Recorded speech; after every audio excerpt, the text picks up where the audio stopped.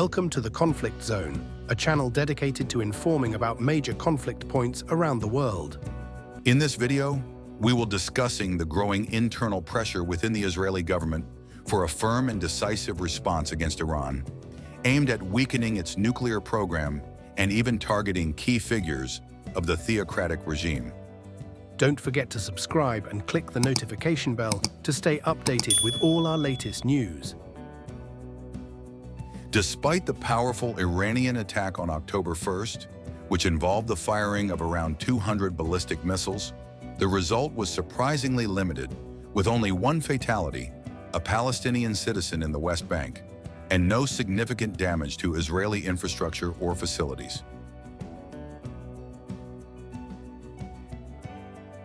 Still, the support for a robust Israeli retaliation is gaining momentum, both inside and outside Prime Minister Benjamin Netanyahu's cabinet. This drive is mainly justified by the fact that, unlike previous incidents, Israel had not launched a direct attack against Iran this time. To recall, in April 2024, Iran launched an offensive with 170 drones, 30 cruise missiles, and 120 ballistic missiles in retaliation for an Israeli attack on a building within the Iranian diplomatic complex in Damascus. Since the April Iranian offensive did not result in significant damage or fatalities in Israel, and was a reaction to a previous Israeli action, the Israeli government considered the response proportional and closed the matter.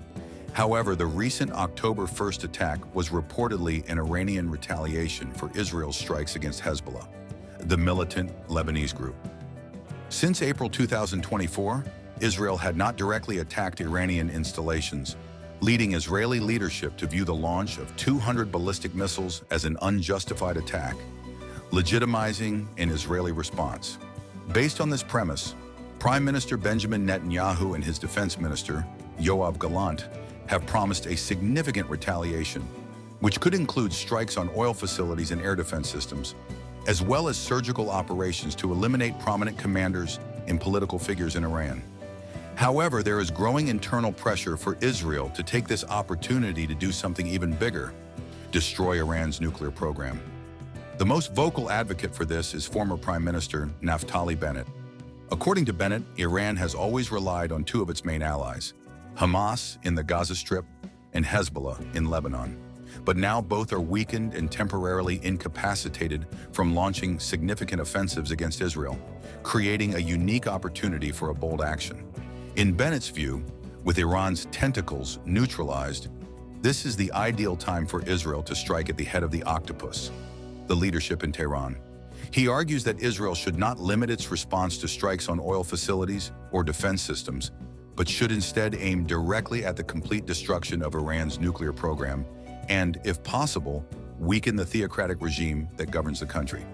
For Bennett, attacks that do not pursue this total objective would only push Iran to accelerate its nuclear efforts, putting Israel at even greater risk in the future. For Israel, a nuclear-armed Iran is an existential threat. If just a few of the missiles recently launched by Iran had been equipped with nuclear warheads and one had detonated over Tel Aviv, the destruction would have been unimaginable. The city would have been devastated in seconds, with hundreds of thousands of dead and wounded, and the country cannot afford to take such a risk. Faced with this magnitude of threat, Israel's most influential political voices are calling for more than just a simple retaliation. The opportunity to dismantle Iran's nuclear program and weaken the Tehran regime should not be wasted. As Bennett and other leaders believe, if Israel is going to strike, it must do so with the strength necessary to ensure that Iran never again poses an existential danger. Now, at this historic crossroads, Israel stands on the verge of a decision that will define its future. The question is not just about responding to an attack, but whether this is the moment to rewrite the balance of power in the Middle East. And while the world nervously awaits Israel's next steps, an old maxim seems to echo in the decisions to come. Those who fail to act to stop their greatest enemy may be giving them the time they need to achieve ultimate victory. Perhaps this is the moment when Israel, facing its greatest risks, will choose to turn the tide of history and, once and for all, remove the nuclear sword hanging over its head. I think, Prime Minister, that an attack on Iran's nuclear facilities right now is on the table. That's exactly what we need to do. What happened is, for the past 20 years, Iran has built a circle of fire, a ring of fire around us and across the entire Middle East. And it's zooming forward towards a nuclear weapon.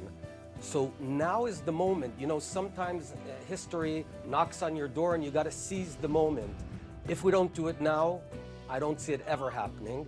And now is the moment. I also want to explain why. Because Iran's strategy, it had two arms that were sort of defending it, or they were its insurance policy against an Israeli strike, and that's Hezbollah and Hamas. But those two arms are temporarily paralyzed. So it's like a boxer out in the ring without arms for the next few minutes. Now is the time that we can attack because Iran is fully vulnerable. It's time to hit, destroy the nuclear program, and finally allow the Iranian people to rise up, the amazing Iranian people.